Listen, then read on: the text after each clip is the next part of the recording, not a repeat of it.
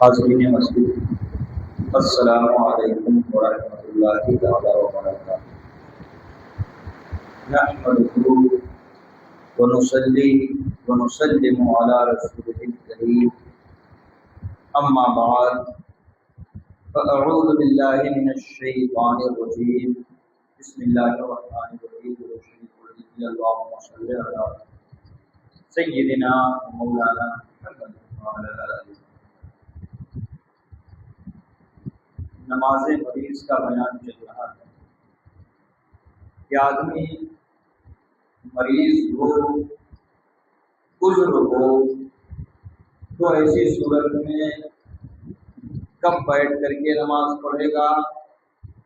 کب اشارے سے نماز پڑھے گا، کب لیٹ کر کے نماز پڑھے گا، یہ ساری باتیں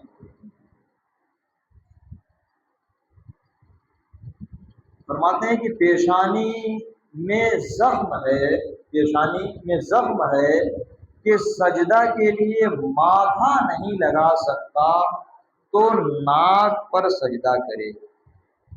سجدے کا حکم کیا ہے کہ پہلے ناک کی یہ ہڈی رکھی جائے، اس کے بعد پھر پیشانی رکھی جائے، یہ سجدے کا طریقہ ہے۔ بعض لوگوں کو دیکھا جاتا ہے کہ وہ صرف پیشانی رکھتے ہیں، ناک کی ہڈی نہیں لگی رہتی ہے۔ تو یہ صحیح طریقہ جو ہے وہ کیسے سیکھے گا آدمی؟ جب مسائل سماعت کرے گا، مسائل پڑھے گا کہ کیا کیسے مسائل ہیں، تو فرماتے ہیں کہ پیشانی اور ناک کی یہ ہڈی یہ جو ہے یہ تو زمین پر لگنی چاہیے، لیکن اگر پیشانی پر زخم ہے تو فرماتے ہیں کہ پیشانی رکھ کے صرف ناک رکھ دے تو اس کا یہ سجدہ ادا ہوگا۔ فرماتے ہیں کہ پیشانی میں زخم ہے کہ سجدہ کے لیے ماتھا نہیں لگا سکتا تو ناک پر سجدہ کرے، اور ایسا نہ کیا بلکہ اشارہ کیا تو نماز نہ ہوگی۔ یعنی اگر ناک سے وہ سجدہ کر سکتا ہے ناک رکھ کر کے تو ناک سے سجدہ کرنا ہے، اگر ایسا نہیں کیا، اشارہ کر لیا، جھک کر کے جو ہے کیا جس طریقے سے، تو فرماتے ہیں کہ ایسی صورت میں نماز نہیں ہوگی۔ اگر مریض بیٹھنے پر قادر نہیں تو لیٹ کر اشارہ سے نماز پڑھے۔ اب ایسا بھی نہیں ہوتا ہے، صحت مند اور تندرست آدمی تو نماز پڑھتا نہیں۔ یہ ہمارے بزرگوں کے یہاں یہ تھا کہ آخر وقت تک نماز وہ پڑھتے تھے، بلکہ ہمارے بعض بزرگوں کے متعلق آیا ہے کہ اب اگر وہ گھر میں نماز پڑھتے تو وہ ان کے لیے بہتر تھا، لیکن ایسی صورت بن جانے کی صورت میں بھی کہ اب وہ مسجد نہیں آ سکتے تو انہیں کرسی پر بٹھا کر کے ان کے گھر کے لوگ یا ان کے چاہنے ماننے والے لے کر کے مسجد میں آتے تھے اور وہ نماز پڑھتے تھے۔ ایسی بھی چیزیں ہم نے پڑھی ہیں اور بزرگوں سے سنی ہیں، دیکھی ہیں۔ تو فرماتے ہیں کہ اگر مریض بیٹھنے پر قادر نہیں تو لیٹ کر اشارہ سے پڑھے، بیٹھنے پر قادر نہیں ہے تو لیٹ کر پڑھے، خواہ داہنی یا بائیں کروٹ پر لیٹ کر قبلہ کو منہ کرے،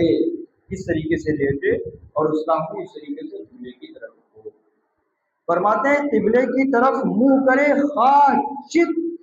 لیٹ کر قبلہ کو پاؤں کرے مگر پاؤں نہ پھیلائے۔ ہاں چونکہ سر ادھر ہوگا، سر کے اشارے سے اسے نماز پڑھنی ہے، قبلے کی طرف دیکھے گا اور پاؤں چونکہ قبلے کی طرف بھی ڈالنا ہے تو پاؤں اس طریقے سے پھیلانا نہیں ہے، بلکہ پاؤں کو اس طریقے سے کھڑا رکھیں گے کہ پیر خانہ کعبہ کی سمت نہ پڑے۔ فرماتے ہیں کہ مگر پاؤں نہ پھیلائے، کہ قبلہ کو پاؤں پھیلانا مکروہ ہے، بلکہ گھٹنے کھڑے رکھے، گھٹنے اس طریقے سے کھڑے رکھے اور سر کے نیچے تکیا وغیرہ رکھ کر اونچا کر لے، تاکہ تکیا اس طریقے سے سر ہوگا، اب سر کے نیچے تکیا رکھ لے تاکہ اس کا سر اونچا ہو جائے اور قبلے کی سمت اسے نظر آئے اور وہ اشارے سے نماز پڑھتا رہے۔ کہہ رہے کہ سر کے نیچے تکیا وغیرہ رکھ کر اونچا کر لے کہ منہ قبلہ کو ہو جائے، اور یہ صورت یعنی چت لیٹ کر پڑھنا افضل ہے۔ یہ جو ایک مریض کی نماز کا بیان کا یہ مسئلہ بتایا۔ ایک مسئلہ اور سماعت کیجیے، مریض اگر قبلہ کی طرف نہ اپنے آپ منہ کر سکتا ہے نہ دوسرے کے ذریعے سے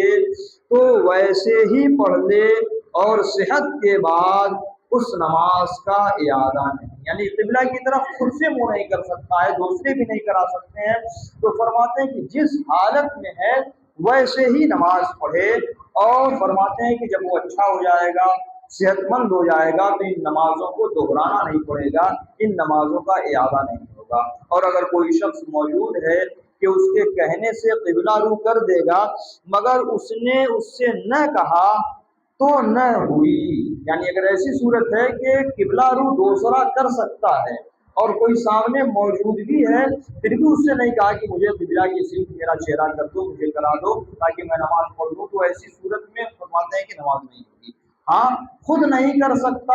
اور دوسرے بھی اس کا چہرہ قبلے کی طرف نہیں کر سکتے، اس کے چہرے کا زاویہ ایسا بگڑا ہوا ہے کہ نہیں ہو سکتا، تو ایسی صورت میں نماز ہوگی۔ فرماتے ہیں جو نمازیں پڑھی ہیں صحت کے بعد ان کا اعادہ بھی نہیں۔ یوں ہی اگر زبان بند ہو گئی اور گونگے کی طرح نماز پڑھی پھر زبان کھل گئی تو ان نمازوں کا اعادہ نہیں۔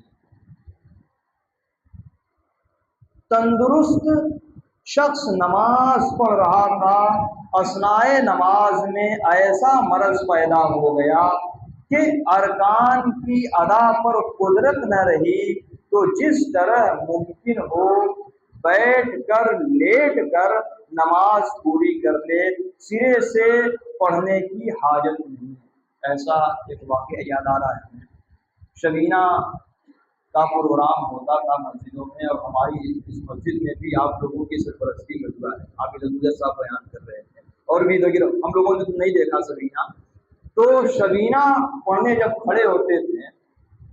تو 29 پارہ حافظ ابوذر صاحب پڑھتے تھے اور ایک رکعت میں پڑھتے تھے۔ سننے میں بڑا جو ہے بڑی حیرت ہو رہی ہے، لیکن ایسا انہوں نے کیا اور باحیات ہیں۔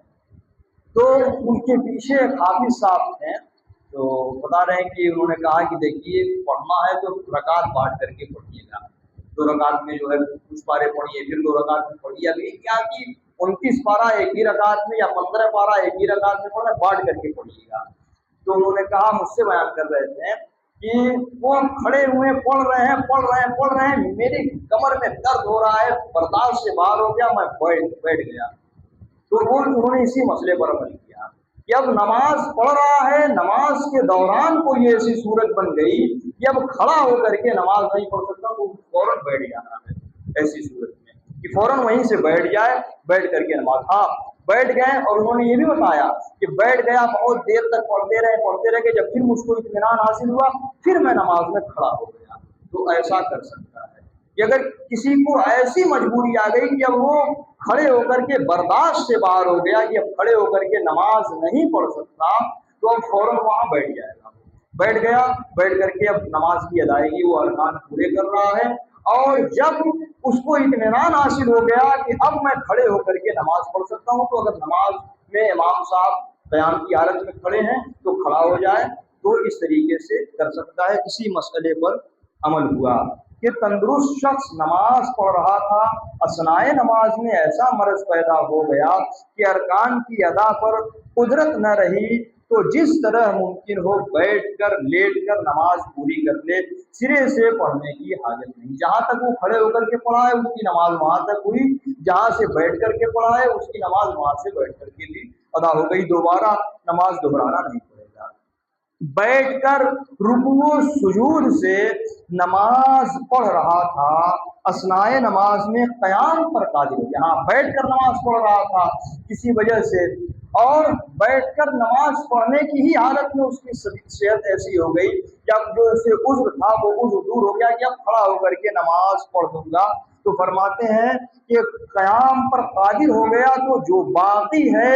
کھڑا ہو کر کے پڑھے، اور اشارہ سے پڑھتا تھا اور نماز ہی میں رکوع سجود پر قادر ہو گیا تو سرے سے پڑھے۔ اگر اشارے سے پڑھتا تھا تب تو سرے سے پڑھے، اور اگر بیٹھ کر پڑھ رہا ہے، اشارے سے نماز نہیں پڑھ رہا تھا اور قیام کرنے پر اسے قدرت حاصل ہو گئی، تو فوراً کھڑا ہو جائے، باقی نماز کھڑے ہو کر کے ادا کرے۔ رکوع سجود پر قادر نہ تھا،